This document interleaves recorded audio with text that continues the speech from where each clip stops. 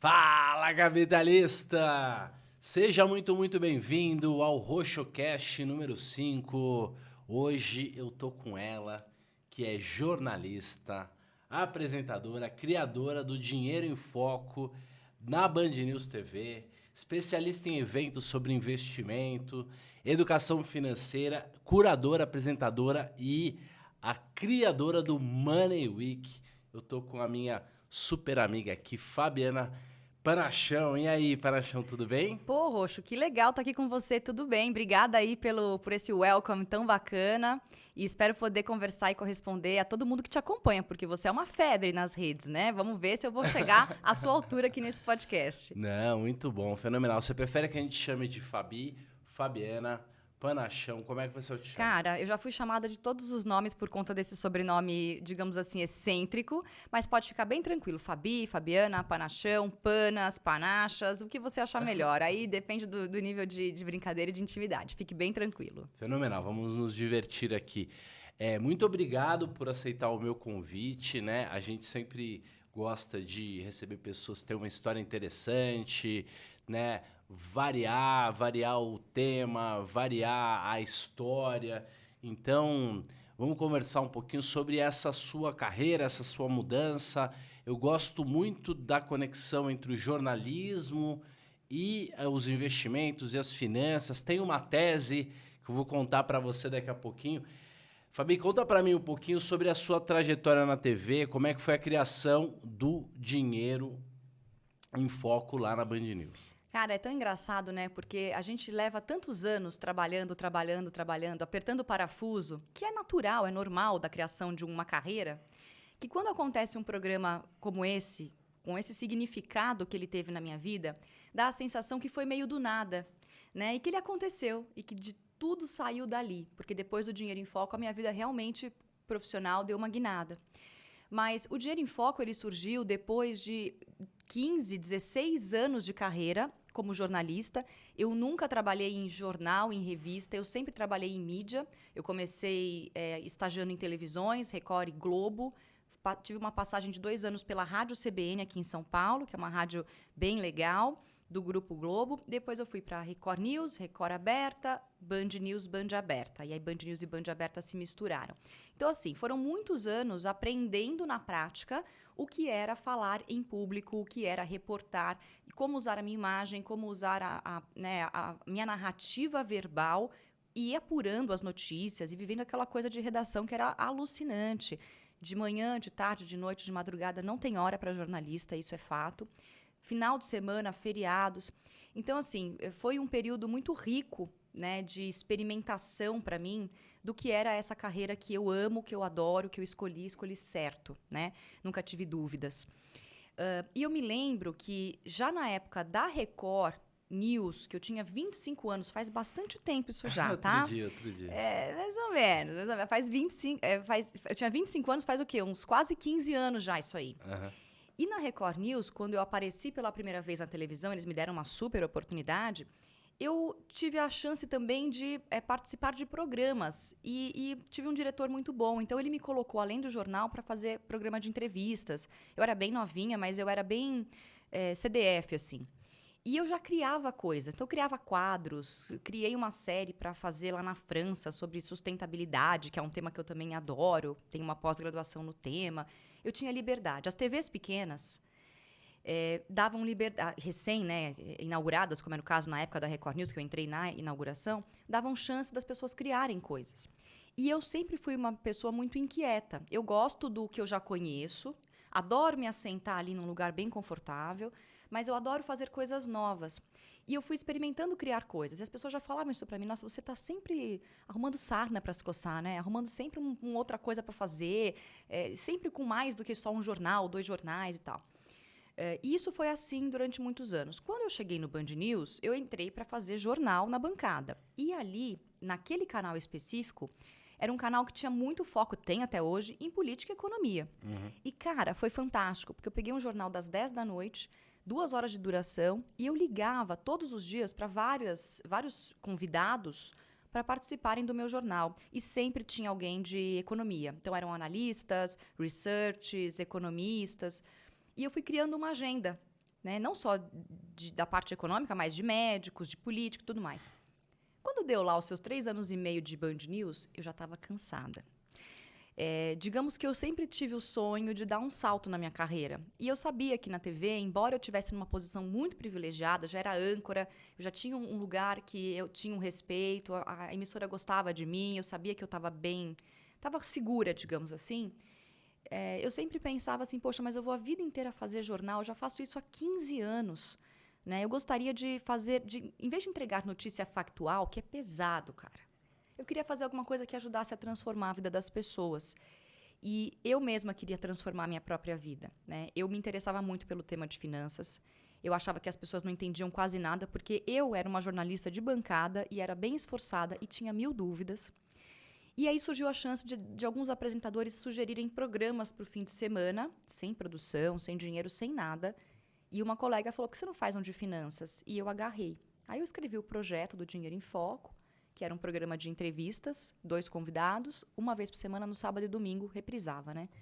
Cara, foi muito legal, porque com 2 meses de programa, eu já estava muito íntima do mercado financeiro brasileiro. Eu tinha muitas demandas de pessoas chegando no programa.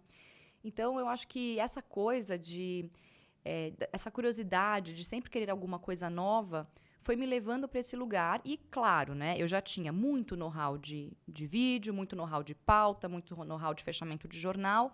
E eu abracei sozinha. Então, às vezes, eu pegava um estagiário ou outro para me ajudar com umas imagens, mas eu ligava, eu pautava, eu escrevia o roteiro, fazia tudo. E a parte boa de você ter uma estrutura pequena é você realmente saber como montar, como criar o projeto. Isso não é uma peça de um sistema. Exatamente. Se eu tivesse talvez uma estrutura maior, eu tivesse menos autonomia, né, para decidir quem vai, quem não vai, qual é a ordem dos programas, os temas e tal. Como eu decidia meio que sozinha, porque eu tinha um aval e uma liberdade da emissora, e isso era muito legal, eu também tinha o ônus de fazer tudo por conta. Mas, cara, foi 1 ano de programa, somente 1 ano de programa, e isso transformou completamente a minha realidade. Hoje eu estou numa posição muito melhor, financeiramente falando, né, mais bem localizada na minha carreira, com perspectivas de crescimento muito maiores, sem abandonar o que eu sei fazer de melhor, que é apresentar, entrevistar, só que agora eu não estou mais na TV. Muita gente fala, mas você tá louca, vai sair da TV. Mas só quem está lá dentro sabe, né? Tem gente que fica a vida inteira lá e tá tudo certo. Sim. Mas eu queria poder levar esse meu know-how para outros lugares também. E o digital é fantástico. Né? Essa mídia que a gente está, que é podcast, que está sendo filmada, é fantástica. Né? As redes sociais são hoje as mídias pessoais de cada um. Eu tenho a minha televisão no meu celular, você tem a sua televisão no seu celular. Qualquer um pode. Então, ser uma pessoa que tem toda uma qualificação de jornalista e comunicadora para uma área que está crescendo muito, tem muitos influenciadores, mas que atinge poucas pessoas ainda no Brasil, se tornou um prato cheio para mim. E não à toa estou aqui com você, porque eu te conheci, né, numa oportunidade dessas de eventos. Sem dúvida. Muito legal. De fato, mudou bastante aí a cara da TV, das TVs de jornalismo, né? Quase não havia o programa sobre educação financeira, finanças e investimento, assim por diante. E aí, do Dinheiro em Foco, você depois, né, o tempo passa e você produziu o Money Week, que é um evento, né, muito importante de educação financeira, de conhecimento, de público, de impacto. Conta um pouquinho o que é o Money Week e como é que ele vem funcionando nos últimos anos. Cara, a Money Week foi uma loucura, inicialmente falando. Uma loucura do Juliano Custódio, da IQI Investimentos, com o Thiago Magnus, do TD. Uhum. TD é o estúdio, a produção, parte de marketing. Eu era amiga de um dos sócios do TD, sou até hoje, do Igor, né? Jornalista também. E um dia ele chegou para mim e falou assim, vai se preparando aí, que a gente vai ter um cliente aí que é de finanças e a gente não entende nada e eu vou precisar fazer um evento. Isso era julho de 2019. Isso tinha acabado de estrear o Dinheiro em Foco. Eu falei, mas menina, eu acabei de começar. Não, fica tranquila, vai segurando essa emoção, aí vai rolar isso daí.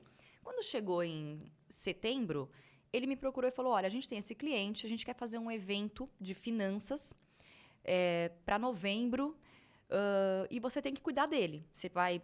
Mas o que vai ser esse evento, gente?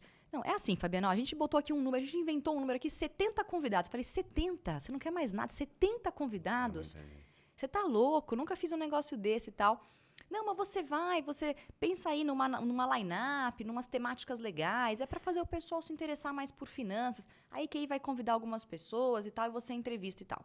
Só que, cara, foi um pega pra capar. E aí, a gente criou do zero. Eu digo eu e o meu produtor, o Caio, que era estagiário do Band News, me ajudava no Dinheiro em Foco, se oferecia para ajudar porque gostava, e eu chamei ele para frilar comigo nesse projeto. E a gente desenhou o evento, convidamos várias pessoas, gravamos, e em 5 semanas a gente estava com ele produzido, gravado e indo para o ar. Então, foram 5 semanas que eu não dormi, né? Eu definhei, né? Mas foi muito legal.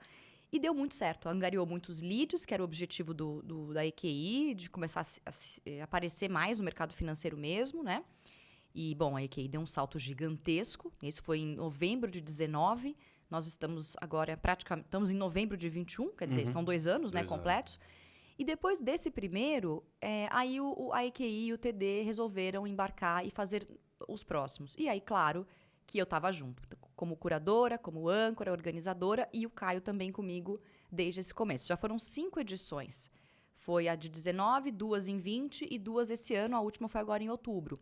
E a Manique foi se transformando. A ideia é que a gente pudesse fazer como se fosse um pool de profissionais do mercado financeiro. Eu tinha pouquíssima ou quase nenhum impedimento de curadoria, tinha muita liberdade para poder fazer isso, né?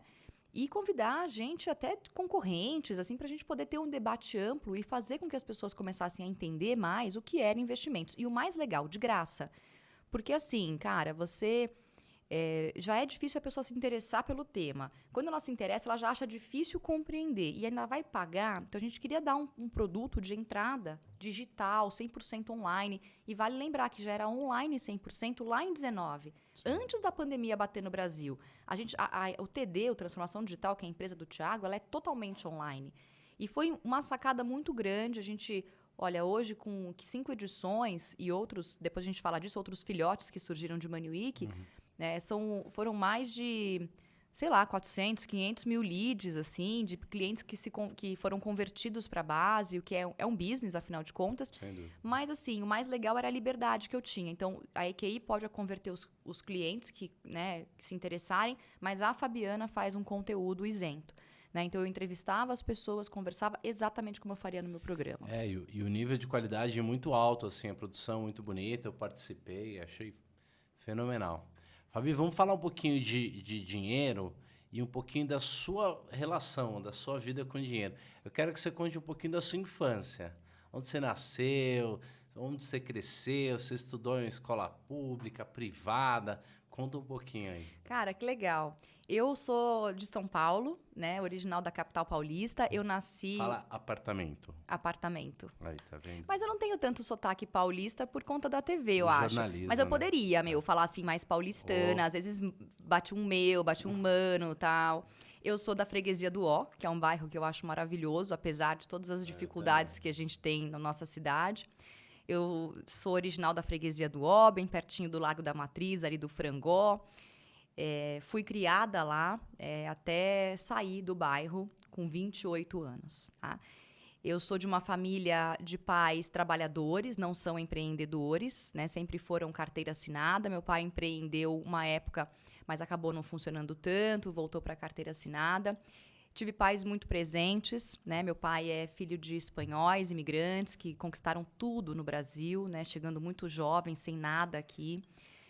Minha mãe é filha de uma família originária, uma parte da Itália, de um pai com condições melhores, que deu muita ênfase nos estudos, na literatura. Na casa desse meu avô, a gente tinha as bibliotecas, né? Tinha espaço aos livros, né? E era muito legal.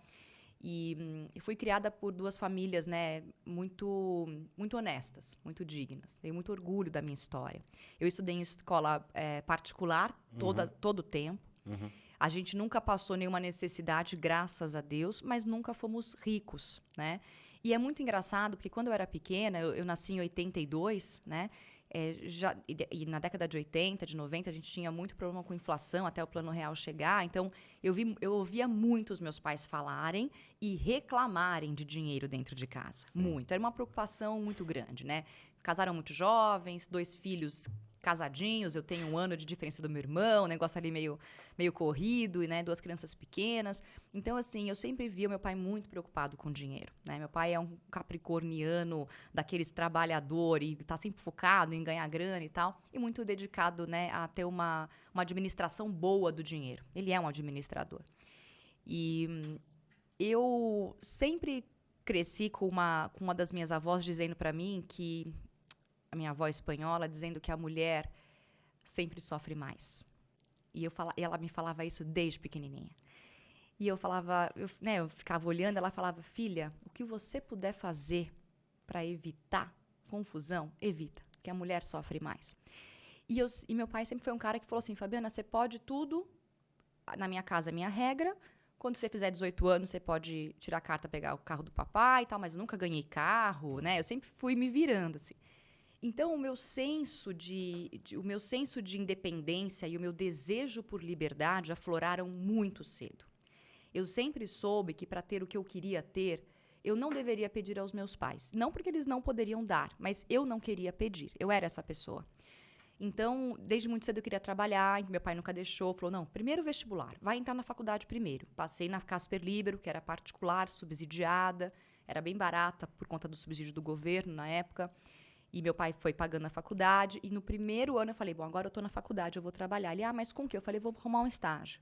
E eu arrumei um primeiro estágio para ganhar R$200. Eu era a única pessoa que ganhava 4 notas de 50 num envelope dentro da empresa de assessoria.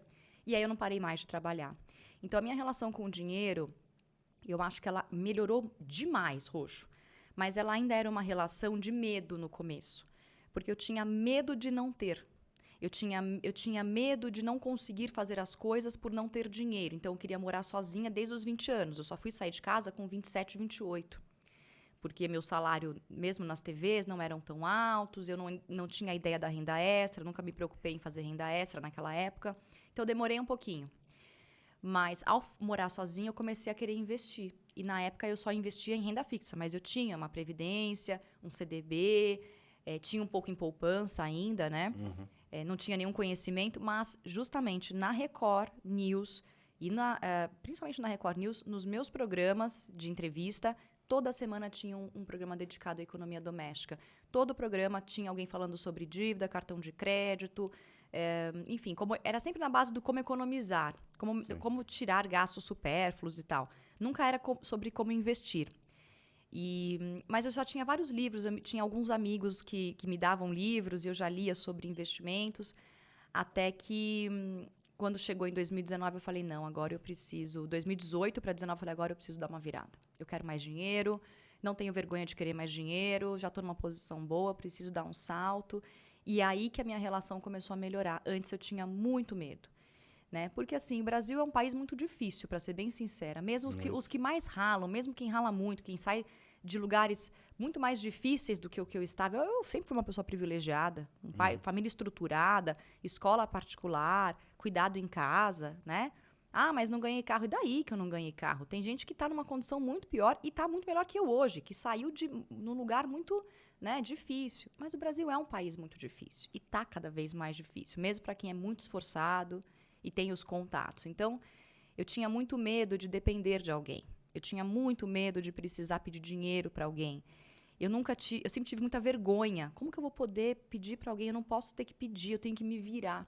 E até hoje, eu tenho uma filosofia... Hoje eu tenho uma condição muito boa, mas eu tenho essa filosofia, assim... hoje eu me sinto na condição de dar, de poder doar, ajudar. Mas até pouco tempo atrás não era assim. E eu queria estar cercada, como a minha avó sempre me ensinou, que minha avó está viva até hoje, um beijo para ela. Sempre me ensinou que era para eu olhar bem por mim.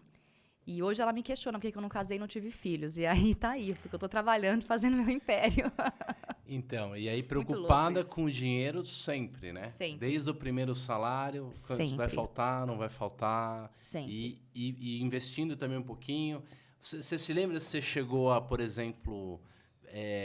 estourar cartão de crédito, entrar no especial? Já aconteceu alguma coisa Não, assim? sim, cheque especial, normal, como se fosse parte do salário numa época, mas Sim. assim, eu nunca fui aquelas pessoas que o cartão, a fatura do cartão tá paga, eu fico zerada e eu vou pro cheque especial o mês inteiro. Isso nunca aconteceu. Teve uma única vez, que eu acho que meus pais nem sabem disso, eu tava na CBN, eu era bem foquinha mesmo, tinha acabado de me formar, que eu contraí uma dívida de um cheque especial que me apavorou, que era assim, olha a dívida, gente, era R$ 700 a dívida. Eu já estava apavorada com R$ 700. Não, mas E aí, para quem é jovem, para quem é jovem, ainda mais um juros alto como o cheque especial. Exatamente. E na época eu ganhava R$ 1.900 na rádio, né? E aí eu falei, não dá. Aí eu peguei um empréstimo no banco, na agência dentro da CBN, paguei, mas eu falei, nunca mais vou pegar um empréstimo de banco para quitar nenhuma dívida. Bom, não vou considerar o apartamento financiado, que foi uma outra situação com 30 anos, que hoje eu não faria, mas enfim, a dívida está lá, é já bem pequena e vale para mim mais a pena investir e tudo mais, porque os juros estão, inclusive, mais baixos do que a Selic hoje, né? Então, assim, aquilo me apavorou. Eu falei, eu não quero nunca mais pedir dinheiro para ninguém. Eu não tinha coragem de pedir para os meus pais, por vergonha, e eu pedi para o banco e falei, não, eu vou pagar esses juros. E esses juros vão me ensinar. Trocou por uns juros mais baixos, parcelou, conseguiu e se livrou. Me livrei. E nunca mais eu fiz isso. E assim, nunca fui uma pessoa que gastava mais do que eu tinha. Eu fiz várias viagens legais, mas eu me programava. Vou para Nova York, quero conhecer Nova York. Eu passei o ano inteiro economizando. Não, eu não vou comprar roupa porque eu vou comprar em Nova York. Eu vou, então esse mês eu vou pagar minhas contas. Já pagava antes. Já estava pagando tudo antes. Aí eu chegava no dia, já tinha pago o hotel não, o Airbnb e a passagem, e já ia juntando dinheiro todo mês. E aí quando eu chegava na viagem, eu levava aquele cartão travel, né? Que você bota como se fosse de débito, né? Sim, sim. Levava aquele cartão, o cartão de crédito era internacional, mas eu não mexia. E era uma fatia, tinha bastante dinheiro ali. Aquele ano eu arrebentei de juntar para ir para Nova York. E era 1,2 o dólar. Barato. Era bem legal. Então, assim, eu comprei um monte de coisa e eu sempre fazia desse jeito, sabe? Eu quero trocar de carro. Eu cheguei a financiar 1 ou 2 carros no começo, mas o outro carro já foi trocando e dando à vista.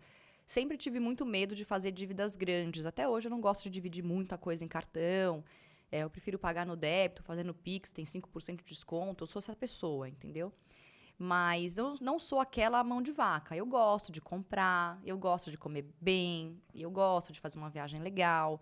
Eu não tenho medo de usar o dinheiro, mas eu tenho parcimônia, sabe?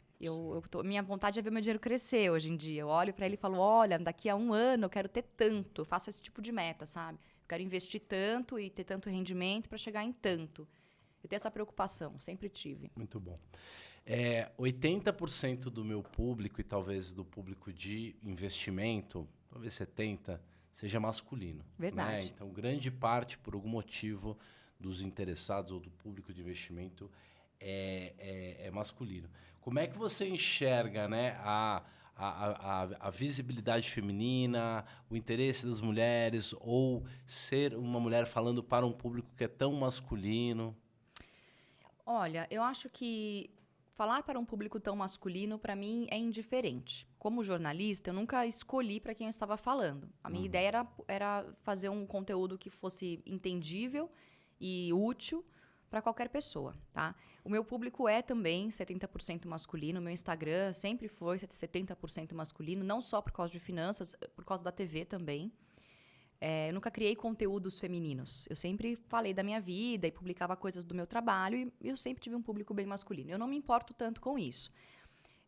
Mas eu entendo que tem um interesse ainda muito maior dos homens do que em relação às mulheres. É claro que eu circulo e você circula em lugares de grandes executivos e executivas, empreendedores e empreendedoras. Então, no nosso círculo, é muito natural a gente falar sobre investimentos com as meninas e com os meninos, né?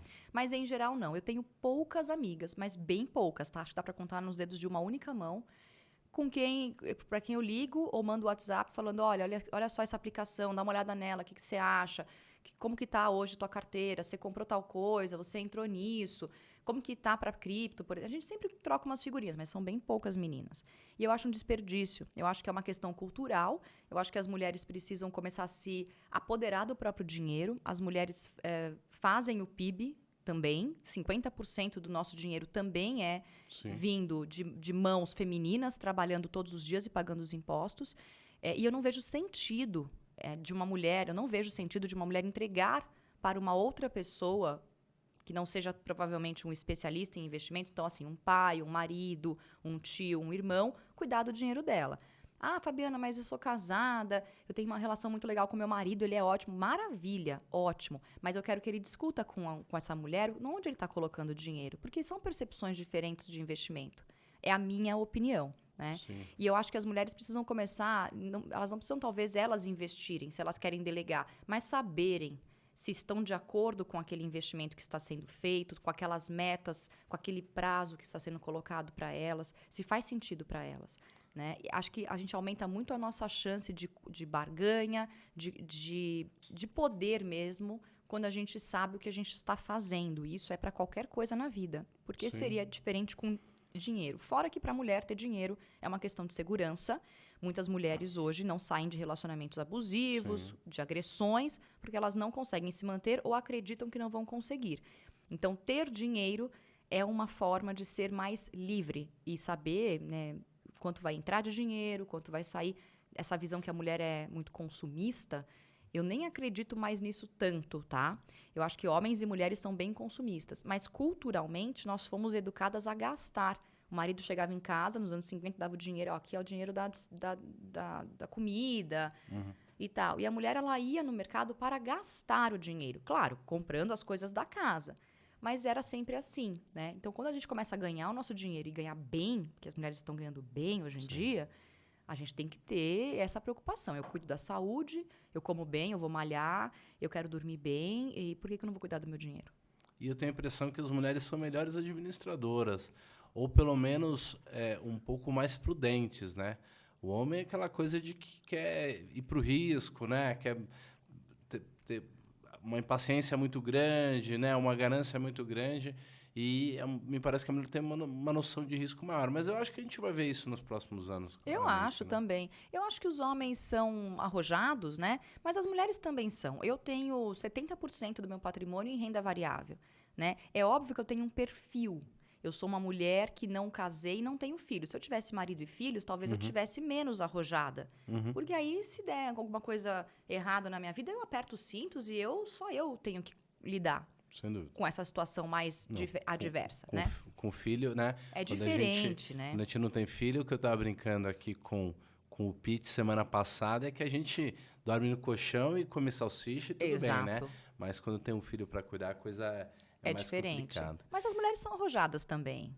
Sim, mas eu acho que são menos sem noção. Não, aí você é homem, você está no seu lugar de fala, você pode falar por vocês. Mas eu concordo um pouco com o que você está falando, sim, Roxo.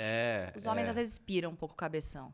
Aquele negócio de que eu morro no caminho ou eu vou chegar, entendeu? Então tudo ou nada. Sozinho, né? Não arrasta uma mulher junto, né? Se tiver uma mulher, não arrasta a mulher junto. Ou sócios e tal, né? Nossa, nem fale. Me conta uma coisa. Você tem disciplina? Você estava me contando que você gosta de guardar, de ver crescer, mas também gosta de gastar. Você se propõe e consegue chegar na meta? Sim. Que legal. Talvez eu pudesse ter chegado um pouco mais perto, né, passado mais a meta do que eu imaginava para esse ano, mas sabe o que é? Eu acho que a pandemia foi muito difícil para muita gente. Eu trabalhei muito, não posso reclamar, né, do trabalho, né, das entradas, para mim foi positivo, mas muitas compensações pessoais foram feitas por conta da pandemia. E eu parei de sofrer só de olhar o número e comecei a falar, não, eu quero me dar algumas coisas. Eu quero me dar mais conforto dentro da minha casa. Então, até hoje eu estou ainda... Eu mudei faz um ano e pouco. Até hoje eu estou mobiliando, comprando coisas para casa. Então, apesar de eu ter uma entrada bem grande financeira e eu consigo aportar muito, eu poderia ter uma vida mais simples do que eu tenho hoje. Mas eu entendo que isso teve a ver com esse momento e eu estou muito animada para o próximo ano, com as coisas realmente melhorando, com as próximas doses chegando e a gente tendo cada vez mais consciência para ter mais disciplina ainda. Eu sou bem disciplinada. Eu pago as contas e o boleto do todo mês e todos os extras, que eu faço muito dinheiro extra. Essa é uma coisa legal também para quem está acompanhando, né? Achar que só o salário eu faço muito dinheiro extra. E aí os extras acabam indo todos para o investimento. Muito O que bom. me dá essa liberdade de gastar um pouquinho mais o salário. Não, e ter uma infra legal, ter uma qualidade de vida boa, te ajuda, inclusive, a performar melhor no trabalho, a fazer as coisas melhor, né? Exato. Então, em época de TV, provavelmente você era assalariada, então é uma contabilidade mais fácil, né? Tipo, você sabe quanto você ganha, por mais que seja talvez um pouco menos e tal, sabe quanto você tem que gastar. Quando você tá numa vida mais de autônoma, né? Quer dizer, tem um contrato aqui, um contrato ali, um treinamento e tal, fica um pouco mais organizado. Como é que foi essa mudança aí? Então, eu tive esse privilégio de fazer essa alteração, essa mudança, com um contrato fixo mensal de alguns bons meses, né? Eu já Legal. tinha minha reserva de emergência, eu tinha 6 meses da minha reserva garantido, e eu já saí de cara com um contrato PJ, mas que era um contrato recorrente por alguns bons meses, né? Então, eu não senti muito, Roxo, essa coisa de, se esse mês não entrar. Eu não senti isso. Eu saí muito bem. Tá? Essa transição foi muito boa. Quer dizer, mudou para um variável, mas como foi numa base maior, você não teve problema de organização. Exatamente. E por conta do tempo, porque na época da TV, eu tinha que cumprir horário, 8 horas de trabalho. E muitas vezes, isso até foi uma situação de desconforto lá dentro, né? Porque eu chegava muito cedo e tinha que cumprir 8 horas. Só que eu chegava muito cedo, ralava 5 horas seguidas, numa vula. Quando dava meio-dia, eu já tinha entregue tudo. E eu tinha que ficar mais algumas horas ali. E aquilo começou a ficar muito pesado para mim, né? Então, eu ficava pensando, puxa, eu tô conseguindo fazer tantos clientes legais fora, porque com o Dinheiro em Foco, o mercado financeiro começou a me contratar para fazer treinamento de comunicação. Eu fiz muito treinamento na época do Dinheiro em Foco. Eu ia pegando uns freelas, assim, sabe? Um outro evento das empresas e tal, que eu sou MC também, eu fazia isso, né? Então, eu falava, poxa, mas eu tenho que ficar aqui até tal hora. Então, isso começou a criar um conflito. Eu pensava, poxa, se eu tivesse as horas nas minhas mãos para me organizar da melhor forma possível, eu poderia atender mais clientes. Eu poderia atender um cliente de manhã, que é um horário que eu estou na TV, que não dá para fazer troca, é super complicado trocar, porque você troca a apresentadora do jornal, cara. É difícil, entendeu? Você troca a identidade do jornal. Então, eu falava, posso atender um cara de manhã aqui? E aí, eu uso a tarde inteira para dedicar para o meu fixo, que foi o que aconteceu com a Money Week, né? Eu trabalhava incessantemente com os eventos da EQI, com a Money Week e outros, mas se eu precisasse trabalhar no final de semana para compensar 2 dias que eu estava atendendo outro cliente, eu fazia. E fazia feliz, porque eu sabia que eu era dona do meu horário. Agora, para quem não tem um fixo, para quem sai de um salário fixo, seja ele grande ou pequeno, e vai para um variável, cara, você tem que ter reserva. E aí eu não acho que são só 6 meses. Eu acho que se você não tem um fixo, você tem que ter uma reserva maior. 9 meses, pelo menos. Talvez muito conservador falar isso. Mas, em tempos que, hoje em dia, com a Selic subindo, a gente não está ganhando da inflação ainda, mas uma hora vai ganhar. Talvez a gente possa compensar essas perdas com um pouco risco e uma rentabilidade maior daqui para frente, entendeu? Mas a questão tem que ter um dinheiro na mão. Como que você vai arriscar? Você tem família, você tem casa, você tem aluguel para pagar, enfim, contas, né? E aí exige, eu acho, que uma disciplina e um apertar de cintos também, se você não tem como saber o quanto vai entrar. Aperta os cintos, não faça dívidas, não compre a prazo, vai comprando à vista, junto o dinheiro, entendeu? E tem jeito. Para quem já viveu com muito pouco... viver um degrau abaixo, Viver né? um degrau abaixo. E tudo bem, né? E tudo bem, porque tá tudo certo. Eu acho que talvez quando a cabeça tenha muito ruído, está muito inseguro, tal, talvez você precise fazer aquele gasto para se sentir melhor. Mas quando a vida tá ok, dá pra levar uma vida simples. Dá. Né? E assim, pra quem já levou uma vida bem mais simples, eu já levei uma vida bem mais simples do que a que eu levo hoje, com os meus 3 gatinhos, eu já sustentava, não eram tão velhos, não davam tanto gastos, mas assim, já sustentava essa vida. Eu sustento essa vida desde que eu saí de casa, desde os meus 27 com eles. Então, assim, eu já passei por várias situações, né? Talvez seja mais desconfortável, é mais chato, é ruim, mas assim, ninguém morre disso. Não é vergonha para ninguém, né, estar numa situação mais difícil. O país passa por situações e reveses inimagináveis, ao planeta, inclusive. Eu me dei bem na pandemia profissionalmente, mas muita gente não se deu bem. Sim. E a gente tem que ter empatia, né, e estender a mão para todo mundo que a gente puder, realmente. Mas eu não sei quando vai ser o próximo revés. E se isso um dia acontecer, eu tenho que deixar uma coisa que muita gente se apega, que é orgulho, ego, vaidade, de lado, cara. Sou uma profissional, eu vou trabalhar aonde tiver trabalho para mim. E eu sempre têm pensei vergonha nisso. de si mesmo, de dar um passo para trás, né? Não pode ter vergonha. Ou pessoas que... Eu vejo muito isso no Brasil, sabe? As pessoas elas olham muito pro que você tem. Então, por exemplo, eu sempre trabalhei em televisão, sempre tive destaque em TV. Eu comecei cedo a aparecer. As pessoas acham que você é milionário. Aí você anda com um carro popular, aí já acham que você ou não sabe gastar... Já teve melhor. Já teve melhor, ou é mão de vaca. Eu não gosto de carro. Por que eu vou ter um carro de 100 mil? Hoje em dia, esse carro de 100 mil é normal, né? Mas naquela época, por que eu ter um carro de 100 mil, 150 mil, se pra mim tanto faz? Tá entendendo? Então, as pessoas olham pro que é o de fora. E julga, né? E aí você tá lá endividado com o seu Audi lá, sem atrasando o aluguel, sem ter R$1 no bolso. Tomando remédio pra dormir. Mas andando de Audi porque você acha que você é sabe, o bonzão. Então é muito errado isso. E você até confunde a sua personalidade com a do carro, né? Quase como se você fosse o carro. E não é. O carro é um bem, ele pode ser roubado, avariado, batido, perdido. Sabe, cara, não é isso. Riqueza não é sobre isso. Riqueza não é sobre o carro do ano. Pode ter o carro do ano, pode morar bem, pode usar marca de luxo se você gostar e puder sustentar. Mas isso não é riqueza. Riqueza é abundância de trabalho, é abundância de saúde, é abundância de relacionamentos. É saber que você pode contar com você mesmo em qualquer situação de revés na sua vida, né? E sem vergonha. Ninguém tem que ter vergonha de trabalhar no que quer que seja e viver dentro das suas possibilidades.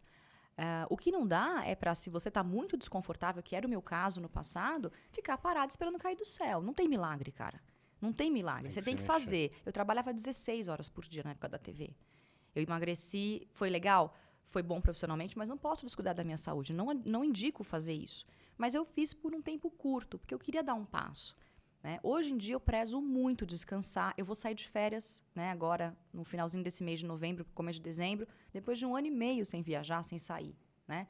E eu acho que a gente tem que se dar esses... É bom que tá reabrindo, né? É bom, tô feliz, eu tô feliz. Eu também. Tô sentindo que vem um momento melhor. A gente não tá salvo 100%, temos problemas seríssimos, nível global, mas nível Brasil. O ano que vem vai ser um ano bem difícil, na minha opinião, né? Vai balançar bastante, bolsa e tal. A questão política e a eleição vai balançar. Te depois. Mas, assim, a gente tem que aproveitar a parte boa e fazer a nossa parte, né, Rocha? Com certeza, fazer a nossa parte. Você já pôde entrevistar muitos investidores, né? Tanto na TV, quanto no Money Week, quanto no seu perfil e nos outros projetos. O que você aprendeu com esses grandes gestores, investidores, traders, professores, aí algumas lições? Cara, é muito louco, porque assim, cada hora que senta um na minha frente, eu falo, meu Deus, eu não sabia disso. Aí vem o outro, fala, meu Deus, eu não imaginava isso. Cada hora, essa é um leque de opções imensa, né? E eu falo assim, gente, para onde eu vou, né? Então, quando eu comecei a investir, eu comecei investindo em ações que pagavam bons dividendos, que eu acho que é uma forma conservadora de estar na bolsa, né? Empresas perenes e aquelas que a gente sabe que vão durar bastante. Só que quando eu fui começando a entrevistar mais gente, eu fui ouvindo mais sobre fundos, sobre opções, sobre moedas digitais, que podem servir como investimento inicialmente, mas que são moedas. Comecei a pensar um pouquinho em fundo imobiliário ou ações small caps. Cara, é uma loucura, né? Quanto mais aprende, mais não tem fim, né? Não tem fim. A parte boa é quanto ninguém, né, rouba o conhecimento que você adquiriu. Você pode estar pelado, sem nada no meio da rua, você ainda tem tudo que você aprendeu. O que eu acho legal de ter entrevistado tanta gente diferente adoro essa frase, tudo posso, mas nem tudo me convém. Sim. Né? Então, eu posso ouvir, eu posso entregar a mensagem, posso ver o que cabe para mim. Eu tenho um perfil. Né? O que eu mais aprendi aquilo cabe no meu perfil. Se não cabe no meu perfil, eu não aplico na minha vida, mas eu apresento para outras pessoas, e eu falo sempre isso nas entrevistas, né? Principalmente quando os investimentos que a gente está em questão ali comentando são mais de risco ou dependem de muito mais tempo, e as pessoas sabem fazer planejamento, cara. Para 5 anos, o cara não sabe nem o que vai comer amanhã, não consegue planejar as férias para o mês que vem. Então, tem uma psicologia muito louca nessa questão econômica, né? Então, eu acho assim, tudo posso, mas nem tudo me convém. Eu aprendi com quase todos eles, Reserva de emergência é o básico do básico e todo mundo, a maioria quer pular essa fase. Né, assim, a gente sabe disso, mas assim, não dá para pular e eu insisto nisso. E eu acho que vale a pena começar pequeno. Isso é para mim a maior lição. O que não quer dizer que você não pode estar gigante em algum momento. Mas começa pequeno. Você nunca entrou naquela água. Você não sabe se é funda, se tem areia no fundo, se é pedra. Você não enxerga o que tem dentro. Bota pouco. Você vai se jogar de cabeça, meu. Põe um pé primeiro, depois o outro. Aí acostuma, e sente a temperatura da água. Todo mês você vai ali, um pouquinho em pouquinho. Ah, legal. Agora eu já invisto em algumas empresas que pagam dividendos há alguns meses. Já estou recebendo alguns dividendos, né? Semestralmente, trimestralmente. Pô, que legal.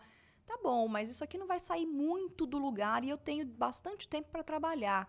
Eu faço bastante dinheiro ainda, espero fazer durante muitos anos.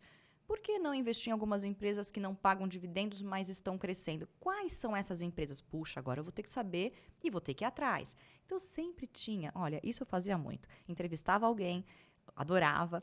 Porque eu adoro, né? Eu adoro ouvir as pessoas falarem. Aí, saía do ar, eu falava, vem cá, mas deixa eu te fazer uma pergunta aqui particular. E aí, eu sempre fazia uma mini consultoria. E isso era muito legal, porque eu conheci muita gente generosa nesse mercado.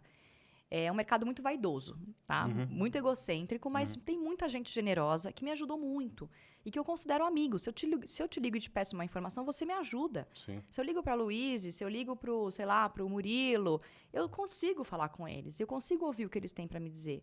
E eu pondero, né? E eu sou essa pessoa, eu demoro para tomar uma decisão. Sou um pouquinho lenta. Mas quando eu tomei a decisão, dificilmente eu me arrependo. E nunca aconteceu. É uma investigadora, né? A gente vai falar sobre essa coisa do jornalista, do repórter, da investigação. Vamos deixar o like aí se você está gostando. Fenomenal essa entrevista, né? Gente, falei para vocês like. que ia ser especial. E a primeira vez que você colocou dinheiro em renda variável, você ficou nervosa? Cara, sim e não. Eu fiquei animada. Não foi nervosa, eu fiquei animada. Porque, de novo, eu estava muito... eu coloquei pela primeira vez... Vou te falar quando eu coloquei, tá? Na renda variável a primeira vez. Vamos lá. Janeiro de 2020. Pouquinho antes da pandemia. Exato. E eu... Mas começou pequeno, que nem você mesmo falou, Comecei pequeno, mas gostei. Então, em janeiro eu aportei 2 vezes. Em fevereiro eu aportei 2 vezes.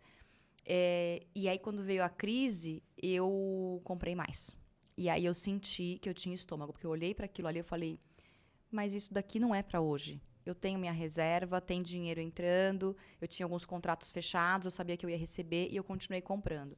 Mas foi excitante no sentido de estar animada, sabe? Toda vez que eu abro o home broker, né? Eu adoro. Eu me sinto eu me sinto bem assim, eu sinto que eu fiz as compras. Em vez de ir no shopping, eu vou lá e abro o home broker. Eu adoro essa sensação.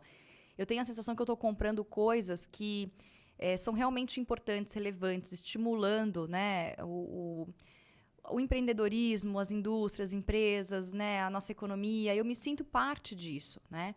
Eu não acho que ser empreendedor é o cara que abre a própria empresa somente e contrata um monte de gente. Eu tenho a minha empresa aberta, só que é uma empresa de uma única pessoa, sou uma prestadora de serviços, mas eu sou empreendedora, empresária em outros lugares também. Eu quero poder fazer parte de bons negócios, né? Eu sinto isso.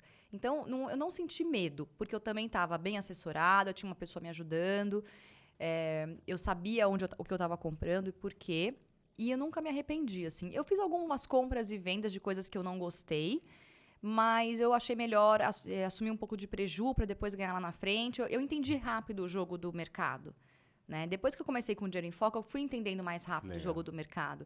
E agora, agora em janeiro vão fazer 2 anos.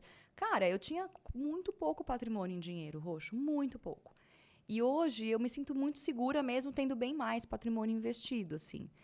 Eu adoro abrir o home broker. Eu fico com raiva quando eu boto lá uns centavos a menos ou a mais, o negócio não fecha, já altero a ordem, falar que saco, tem paciência. Né? Ai. É muito legal. Aí eu já vou, né? Mas assim, por exemplo, eu não opero opções, eu não opero vendido, eu não sei nada disso. Tô com isso pendurado para aprender há um tempão. Mas é o investidor mesmo, né? O derivativo, ele vem depois, é assim mesmo, é tranquilo. E eu tenho uma tese, né, que nem eu estava falando para você. Não sei se você sabe, mas o Warren Buffett, ele ganhou o prêmio Pulitzer de jornalismo em 1977, porque ele era sócio do jornal lá de Omaha e ele ficou curioso com uma instituição de caridade lá que tinha participado, tinha sido inspiração para um filme de Hollywood, que foi muito famoso lá nos Estados Unidos, e eles recebiam muito dinheiro e não desenvolviam o trabalho lá com jovens, com a caridade que eles deveriam fazer. E o Buffett foi atrás investigar, e no mesmo ano em que teve o Watergate lá, e que os dois repórteres lá do Washington Post, do Garganta Profunda, lá ganharam o Pulitzer de política, ele ganhou o Pulitzer geral, assim. Então, além de ele ser o maior investidor da história, ele também ganhou um grande prêmio de jornalismo, um prêmio importante, né? Sim. E aí eu não consigo dissociar esse papel do repórter investigativo com o analista de capitais. Me parece muito essa coisa de ir atrás de empresa, aquela informação não fornecida, ler nas entrelinhas. Tô certo? Tá certo. Eu acho que o trabalho do analista é um trabalho de produzir conteúdo, na verdade. E para produzir um conteúdo de interesse para o público dele, que consiga desnudar aquela informação, é um trabalho investigativo. Então, assim, a gente, como jornalista, liga, pergunta, conversa, vai nas reuniões, nas coletivas, pergunta, anota, liga para alguém, checa uma informação, não aceita tudo que vem de cara.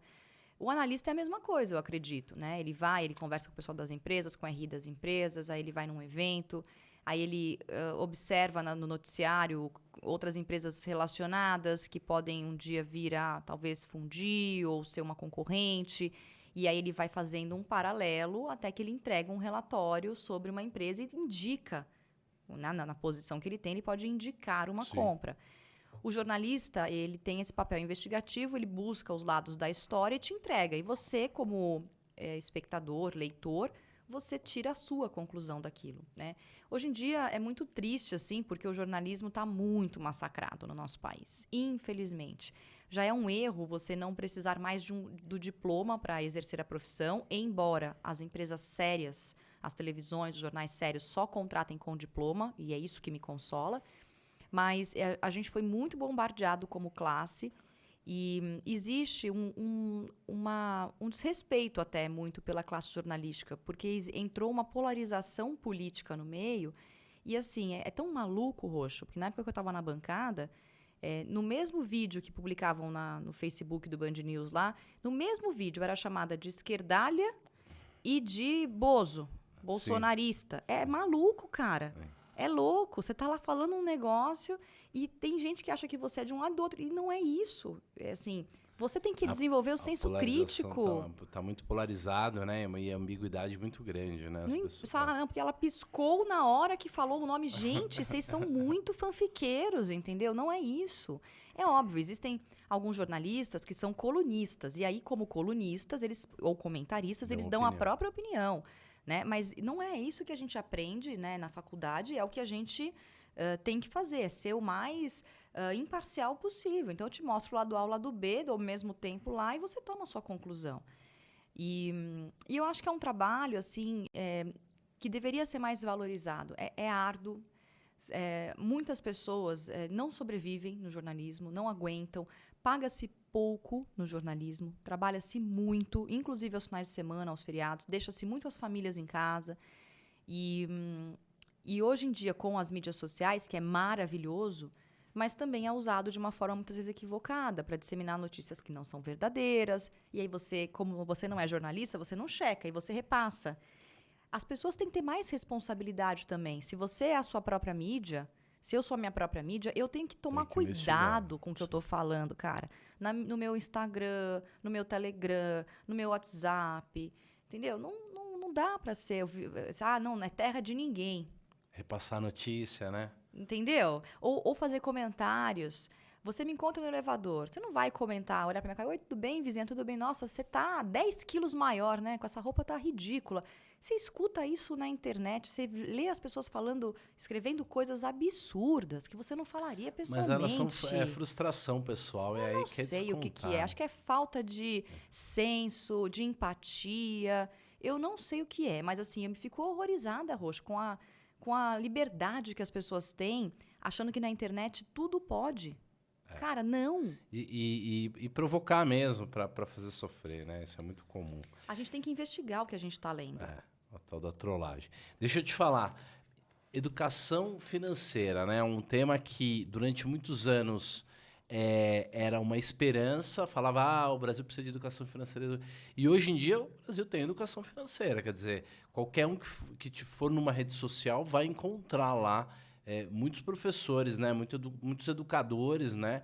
Alguns vendendo sonho, mas muita gente muito séria. Qual que é o papel e a importância da educação financeira para o Brasil? Eu acho que a educação financeira ela caminha junto com a educação normal, formal, né? De novo, o dinheiro faz parte das nossas vidas. Em algum momento, se você troca o seu tempo por um dinheiro, por um salário, e você paga uma conta, aquilo tem que entrar no seu rol não de preocupações, mas de interesse, né? Então, o que eu percebo muito? Infelizmente, não sei você, eu não tive educação financeira em casa. Meu pai me ensinava a não gastar mais do que tinha, isso sim.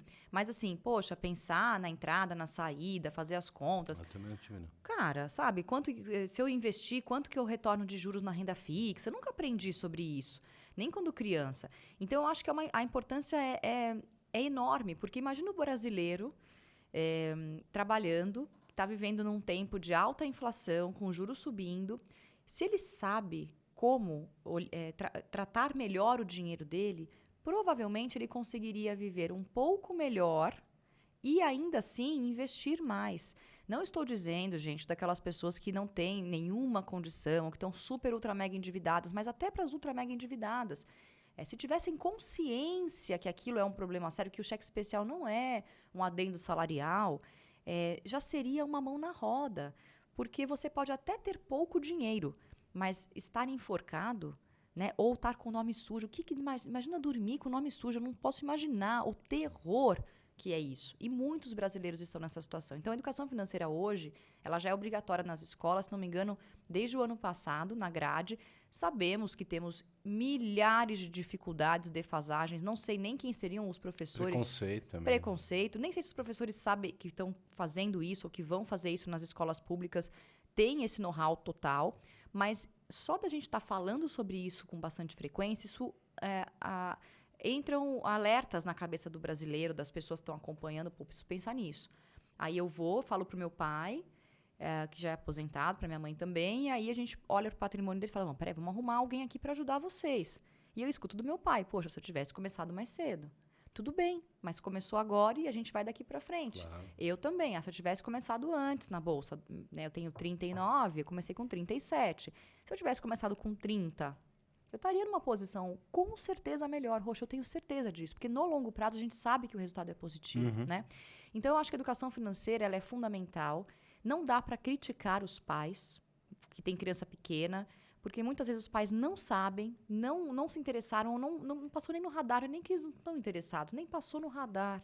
Vai vivendo um dia por vez, pagando conta e trabalhando, depois a gente vê como faz.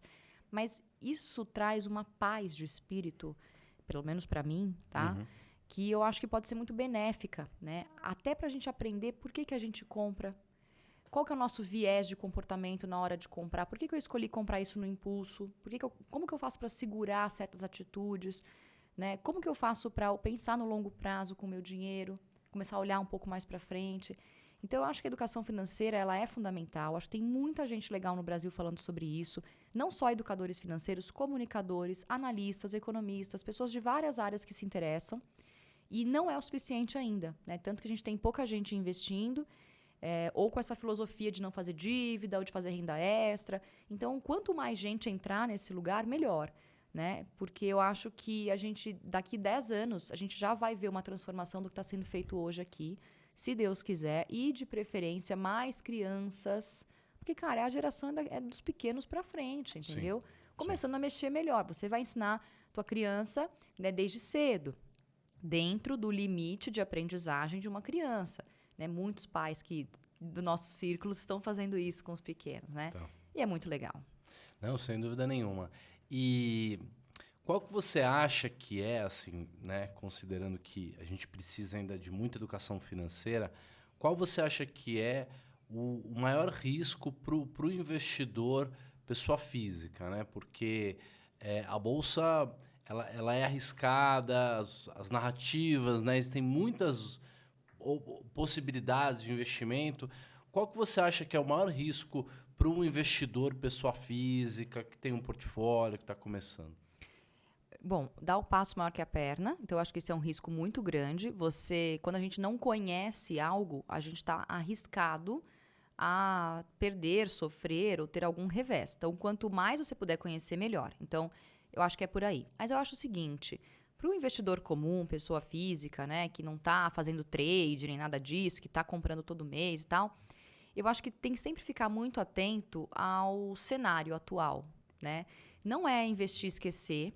E eu acho que muitas pessoas ainda... porque é para longo prazo, eu vou investir e esquecer. Sim. Não é bem isso, né? Não é monitorar todos os dias necessariamente, mas é ficar de olho. Nós estamos entrando num momento em que os juros já subiram bem e continuarão subindo. Sim. Tem uma previsão de um novo aumento agora em dezembro, e aí vamos ver como fica o ano que vem, mas deve-se chegar a pelo menos 10% de Selic. A gente está tentando controlar uma inflação que está alta, a gente não está ganhando da inflação. Então, para a pessoa física, é olhar um pouquinho para isso. Então, vou, entre aspas, né, olhar para minha carteira, fazer um remanejamento e vou aproveitar que os juros estão subindo e vou olhar um pouco com mais carinho para a renda fixa, um pouco do meu portfólio. Uhum. Eu acho que dá para você diminuir o risco olhando para o cenário. Não é operar notícia, não é se desesperar com notícias, mas assim, olha, o cenário é esse. E eu acho também que um risco muito grande, Roxo, quando você vai aprender a dirigir, você contrata uma autoescola, sim, um instrutor, certo? Quando você vai aprender, você vai treinar na academia, você quer se tornar um halterofilista, você tem que ter um treinador. Sim. Por que é que com os meus investimentos eu faço na vida louca, acompanhando só a internet, que tem muito conteúdo bom, mas se eu não conheço nada, o risco de eu pegar um conteúdo mais ou menos é grande. Então, por que não estar acompanhado? Seja por um assessor, seja por uma research, assinar um relatório, uma consultoria, um planejador financeiro que te pega pela mão, olha as tuas contas, te dá pelo menos um início, depois você vai estudar. Por que não? Né? Então, eu acho que o maior risco é fazer algo que não sabe exatamente qual o tamanho do risco. Legal. E aí, a gente minimiza com conhecimento. Dá trabalho, exige um certo tempo, mas depois que você aprende mais ou menos como funciona aquela dança, fica mais fácil dançar. E aí, são pequenos ajustes que você vai fazendo ao longo do tempo. Mas uma manutenção mesmo. Uma manutenção, exatamente. Porque é cíclico. Hoje, os juros estão altos. Em algum momento, eles vão cair novamente. E aí o meu olhar para a carteira também tem que acompanhar isso, né?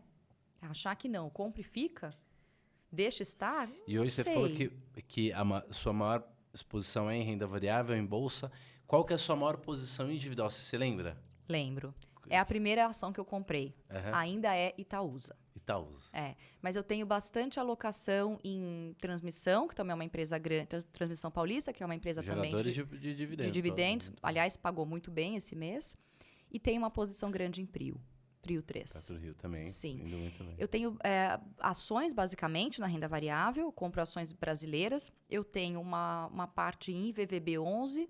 Antes de abrir uma conta no exterior, eu estou nesse processo de querer... O IVVB11 é um ETF, que replica o S&P, que exatamente. é o índice principal da Bolsa Americana. Dentro desse ETF tem as 500 maiores empresas americanas, então eu estou exposta em ações estrangeiras, aquilo ali pareia com o dólar. Então, todo mês eu compro um pouco de IVVB11, que para mim hoje faz sentido ter, que é um passo inicial antes de abrir uma conta numa corretora estrangeira e comprar direto. Já está exposto na Bolsa Internacional, mas aí através de um BDR para depois abrir uma conta fora. Você tem razão, é uma ordem que faz sentido. Isso. Criptomoeda, qual que é a sua opinião? Tem criptomoeda? Você acha que é o futuro? Acha que é bolha? Tem que tomar cuidado? Tenho criptomoeda, mas é pouquíssimo. Pouquíssimo mesmo, tá? Com essa queda aí do Bitcoin, tá 2% da minha carteira, 1,5%, 2%. Eu tenho um pouquinho de Bitcoin e um pouquinho de Ethereum. Legal. Eu cheguei a comprar Então, aí isso daí foi assim. Aí foi o dinheiro que eu podia perder. Peguei lá um dinheiro e falei assim, vou entrar aqui num negócio que nem era Bitcoin, nem era... Gente, olha aqui. Um amigo meu falou, vamos nessa. Eu falei, tá bom, esse dinheiro aqui eu posso perder. Era um token. Sim. Então, eu comprei o Chilis, que é um token de futebol, né, europeu. E comprei o Ibix, que também deu... Nossa, o Ibix foi horroroso. Eu comprei e saí. Do sapinho. Aí, o Chilis eu fiquei segurando um tempo, porque eu entrei a 1,5, ele bateu 4,75 e eu não saí. Imagina. Aí nunca mais voltou, né? E aí, depois de um tempo de Chilis, eu saí do Chilis para comprar Ethereum e botei um pouco de Bitcoin. Mas é bem pouquinho. Eu não posso dizer que eu não gosto de criptomoedas. Mas eu tenho um pouco de medo de ficar de fora. A verdade é essa. Eu tenho mais medo de ficar fora do que de entrar. A minha posição é por isso também. Para não perder se continuar essa onda muito grande. Mas é um dinheiro que daria para perder, né? Daria para perder esse dinheiro, mas sabe que eu estou até pensando em continuar investindo em cripto, mas pelo ETF também. Porque eu acho muito sacal, pelo menos eu Fabiana, gente, acho muito chato o negócio do pendrive, da carteira, do wallet, não sei o quê. E assim, eu sabe, não sei. E é interessante você criar uma moeda independente fora do sistema financeiro e depois custodiar no sistema financeiro através de ETF. Claro. Que é o que eu estou fazendo, né? Então é um jeito de você tá na revolução, mas dentro do seu próprio Você tá no banco. ETF? Tenho. Você tá pelo Hash 11? Eu tenho lá fora. Lá fora. Aqui um pouquinho também. Então, isso é uma coisa legal, sabe? A hora que eu abrir a conta lá, colocar um pouquinho lá, um pouquinho aqui. Assim, diversificar mesmo, sabe? Tem gente que acha que diversificar é ter um CDB, um fundo imobiliário e uma ação, sabe? A gente tem que diversificar real dentro dos ativos. Isso diminui demais o risco. A minha carteira, como a maioria da carteira das pessoas que investem no Brasil hoje, ela está mais vermelha do que verde. Pelo menos a minha. Faz 5 meses que o mercado cai. Exatamente. Então, assim, dependendo do momento que você entrou e do que você comprou, não tá tão legal. Porém, em contrapartida, todas as empresas que eu tenho que são alocadas, pareadas em dólar, que é a Prio, a Klabin, o próprio VVB11, que é o ETF... XP, né, que é o BDR da XP, que eu tenho um pouquinho também. Isso tá... Compensou. A melhora, entendeu? Sim. E a renda fixa, né? A renda fixa também está segurando. E está rendendo mais. E, inclusive, Roxo, eu não sei o que você pensa disso, mas como eu tô na dúvida de quando é que vai parar de subir os juros, eu tô segurando tudo na Selic e fazendo caixa. Porque eu tô pensando seriamente em aproveitar, sim, essa subida dos juros para, quando o Copom falar deu... Aí procurar um LCI, um LCA que não paga imposto. Os maiores especialistas estão dizendo para segurar um pouquinho antes de fazer a pré. Eu já estou fazendo a pré antes. Já estou fazendo um pouquinho de pré antes, porque a minha estratégia tem muito caixa, então Verdade. Faz sentido. Verdade. Você contou para mim que tá cheia de projetos aí, tem uma lista enorme. Conta alguns planos aí, qual que é o projeto aí, o que você espera de 2022? Cara, assim, é muito doido, né? Porque tá sempre com uma coisa encavalando na outra. Eu vou sair de férias agora, eu tô muito animada para descansar, para aproveitar o fim do ano. Mas, assim, o mercado de eventos é um mercado muito próspero e a gente está voltando real a fazer. Eu fiz bastante evento online durante a pandemia, na minha casa, montei uma estrutura em casa para atender cliente, mas agora eu tô pegando muito trabalho. Esse mês de novembro eu peguei muito trabalho de MC, de lançamento, de premiação, empresas querendo... Muitas empresas, inclusive do mercado financeiro. Eu tenho feito muito evento para empresas que estão fazendo dentro do RI. Então, é um evento de RI da empresa. Muito bom. Então, eu atendi várias empresas assim, que é ótimo, porque eu também tenho a chance de conhecer mais a empresa, os executivos. Então, você também vai entrando bem nesse universo. Então, o que a gente tem de perspectiva para o ano que vem? Já várias cotações de eventos para o ano que vem. Janeiro, fevereiro e março cotado. Tem bastante... Eu percebo isso, tem uma efervescência. Tem muito dinheiro na mesa, eu acho, que está parado ali, né? E que vai ser colocado nos eventos. Eventos presenciais mesmo, Presenciais. Né? Só que a transmissão, o que é maravilhoso, na minha opinião, além de ter pessoas físicas no evento, também é transmitido online. O que é fantástico, porque uma empresa que vai gastar uma grana com hotel, com lounge, com almoço e tal, ou às vezes é um final de semana num hotel para convidados, atingindo 300 clientes, pode atingir muito mais no digital. O cara que está no Nordeste, que está no Sul, que não pode vir para cá, não tem agenda. Então, esses projetos estão efervescendo muito. Eu devo seguir fazendo esses eventos ligados a investimentos. Então, a própria Money Week gerou filhotes, né? Gerou o meu primeiro dividendo, o Small Cap Summit, o FII Summit. Então, sempre tentando trazer projetos que foquem em algum tipo de ativo ou estilo de investimento. Eu sinto muito assim, a Money Week ela é um tudão. O tudão tudão do semestre, né? É ótima, você consegue sair de lá com visão de cenário, macro, tem vários painéis legais, palestras educativas, mas, por exemplo, tem gente que só investe em fundo imobiliário. Nicho, né? Nicho, e tudo bem, o cara é o cara do FII. Então, o cara quer saber mais, quer ouvir as gestoras de FII. Então, a gente criar esses conteúdos. Então, tenho bastante projetos de conteúdos assim na manga, novas parcerias também, bem legais. Devo começar... Eu já voltei do Instagram várias vezes com conteúdo, mas devo voltar com as lives, que eram super populares. Acho que a gente já chegou a fazer uma live juntos, né, no meu Instagram. Não sei se foi pelo seu ou foi pelo meu. Acho que mais de uma. É mais de uma, exatamente. E eu acho que pode funcionar legal, mas assim, temática, por temporada, também para não enjoar muito as pessoas, ter um conteúdo ali online. E eu sou uma entrevistadora, eu sou uma curadora, né, uma apresentadora que bola entrevistas. Então, o meu lance é bater papo com as pessoas e levar isso. Eu quero estar cada vez mais no digital fazendo esse tipo de trabalho. Podendo colaborar, assim, às vezes...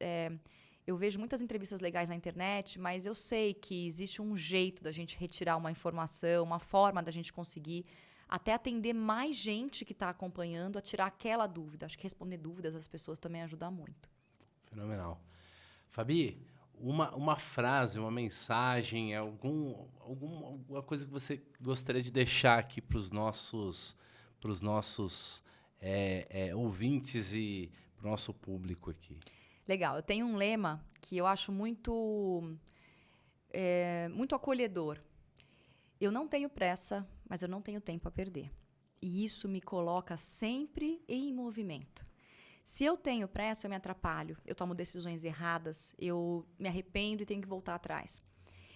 E se eu fico perdendo tempo, lá na frente isso vai pesar para mim. Então, não tenham pressa de começar a investir, de investir em renda variável, de entrar de uma vez em Bitcoin, eu vou botar tudo em Bitcoin. Não tenham pressa, estudem, mas não percam tempo. Usem esse tempo para estudar, para ir fazendo aos pouquinhos. E isso vale para tudo, para empreender, para os relacionamentos, para os investimentos. Né? Eu já tive muita pressa. Hoje em dia, eu sei controlar bem o meu tempo, empregar bem o meu tempo e conseguir ir absorvendo os resultados. Nada como a maturidade, né? Assim, sem dúvida.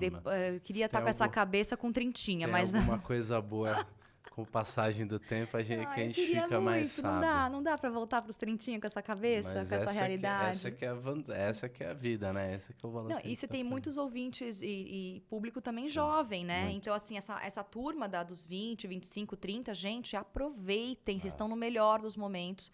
Mesmo que não ganhem tanto dinheiro assim hoje... Vai investindo e vai construindo. E renda extra, cara. E sabe, dorme no final de semana, sabe assim, descansa quando estiver folguinha. Exatamente, não perde tempo. Porque... Não é para se afobar, nem para ser impaciente, mas não dá para perder tempo, porque o tempo é muito escasso. Não, e assim, quando você começa a ver o dinheiro lá nos investimentos e você vê que ele vai melhorando, você entende o mercado, você fica cada vez mais interessado em investir. É uma questão de criar o hábito. Muita gente não tem o hábito de poupar e investir. Ver que você está na curva é outra energia, né? Exato. Bom demais. É isso aí, capitalista. Esse foi o RoxoCast número 5. Se você gostou da nossa super convidada, deixa aí o seu like, deixa o seu comentário. Fabi, muito obrigado. Roxo, muito obrigada. Foi um prazer estar com você aqui. Espero que tenha colaborado com o seu conteúdo. Vou pedir para o pessoal também me seguir lá nas redes sociais, @FabianaPanachão, em todas as redes, mais no Instagram, mas tem um pouquinho de Twitter também. E sou eu mesma que leio, respondo ou deixo de responder, a depender do que for perguntado, mas sou sempre eu. Então pode entrar, mandar mensagem, tirar a dúvida que eu tô lá. Fenomenal. @FabianaPanachão. É isso aí, nos vemos no próximo. Um grande abraço. Tudo de bom. Tchau, gente.